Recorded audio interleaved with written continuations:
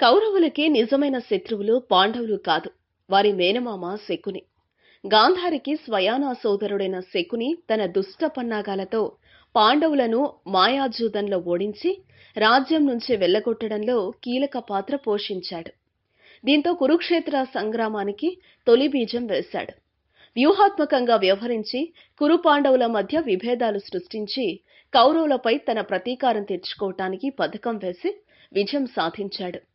అసలు శకుని పగ వెనుక ఉన్న కారణమేంటో తెలుసుకుందాం. శకుని అసలు పేరు సుబలోత్తముడు. అపారమైన తెలివితేటలు కలిగిన శకుని పుట్టుకతోనే కుంటివాడు కాదు. ఇది తండ్రి సుబల చేసిన గాయం. పుట్టుకతోనే అంధుడైన ధృతరాష్ట్రుడికి సుబలుని కుమార్తె గాంధారిని భార్యగా చేయాలని భీష్ముడు భావించాడు. అయితే ఆమె జాతకంలో ఉన్న లోపం వల్ల ముందుగా మేకతో వివాహం జరిపించి ఆ మేకని వధిస్తారు. తాను వితంతువైన గాంధారిని పెళ్లి చేసుకున్నట్లు తెలుసుకున్న ధృతరాష్ట్రుడు తీవ్ర ఆగ్రహం చెందాడు.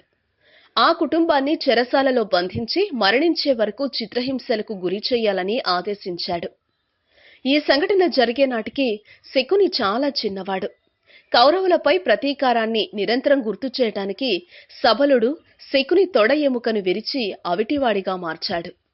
తాను చనిపోయే ముందు శకుని తల్లి కూడా తన శరీరంలోని ఓ ఎముకను విరిచి ఇచ్చి దీంతో కౌరవులపై ప్రతీకారం కోసం ప్రయత్నించాలని కోరింది. శకుని దీన్ని పాచికగా తయారు చేశాడు.